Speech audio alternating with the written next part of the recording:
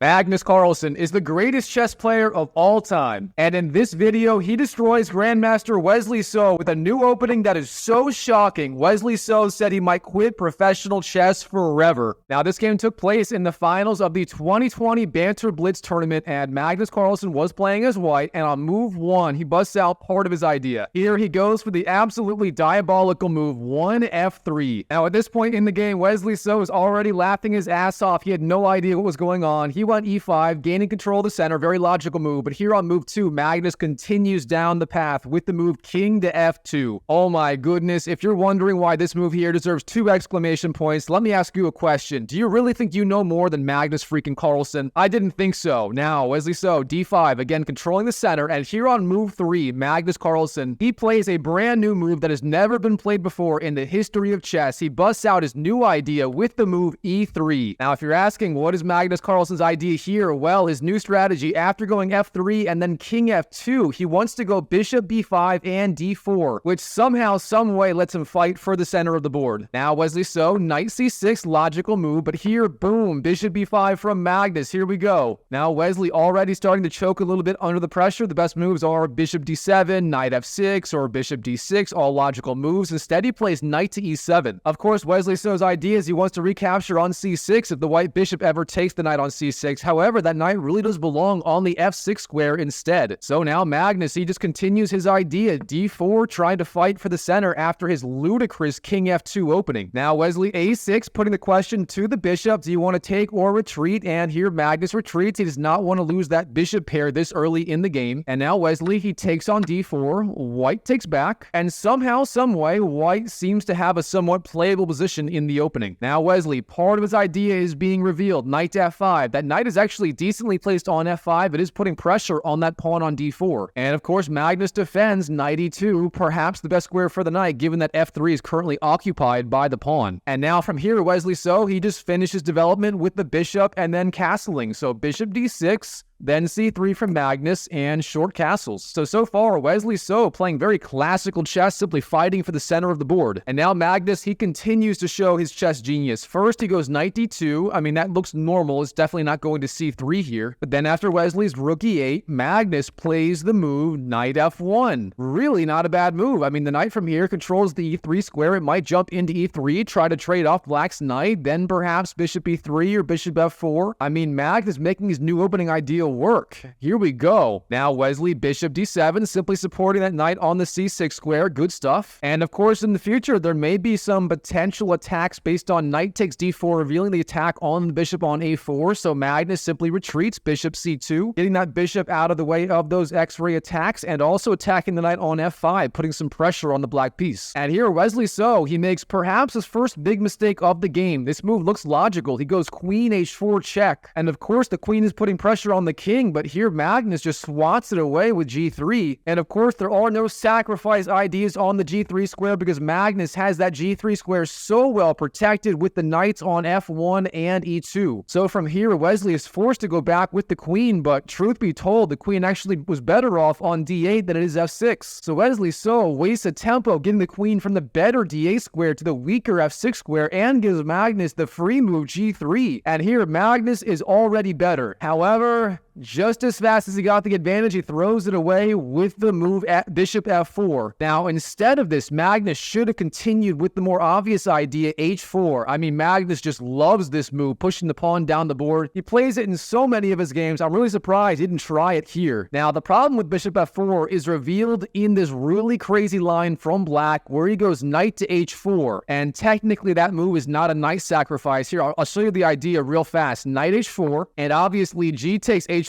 is bad because then Black simply takes the bishop on the F4 square. So instead of that, the best move here for White is actually Knight to E3, but here there is an insane idea based on Rook takes E3 from Black, sacrificing the Rook. I mean, the lines from here are absolutely insane, but the point is, after Knight H4, Black does have a big attack, but instead of that, here, Wesley So, he continues Knight C to E7. Now, not a bad idea. The knight does support the knight on F5, and it may even go to G6, and Black also frees up the idea of C c6, bolstering the d5 pawn. Now from here, we do have some trades. White takes the bishop, black takes back with the knight. And again, both sides just continue developing their pieces. Magnus Carlsen looks like he's a decent position so far, but Wesley's still fighting back. Now c6 from Wesley, simply bolstering d5. Both sides have a pretty similar pawn structure in the center. And rook e1 from Magnus, fighting for the e-file. So far, so good. And now a really weird-looking move from Wesley, queen to h6. Now, of course, there is an obvious threat. Queen takes h2. That would be an absolute disaster, but this provokes Magnus to play a move he would want to play anyway, and that is, of course, the move h4. Now, this move may look insane if you're a beginner, but Magnus wants to try to gain more and more space on the king side. This is part of his long-term strategy, and at some point, he may even want to go h5 or g4, g5. I mean, hit, wink, wink. Stick around for that development later in the game. Now, Wesley, queen f6, getting the queen back to the middle, and now we have some more trades. Bishop takes, knight g4, hitting the queen on f6, and now queen d8, very logical retreat, and funnily enough here, Magnus seems to have an advantage, mostly based on his space advantage on the king side. Now, this is where the game gets extra spicy. Magnus centralizes the queen,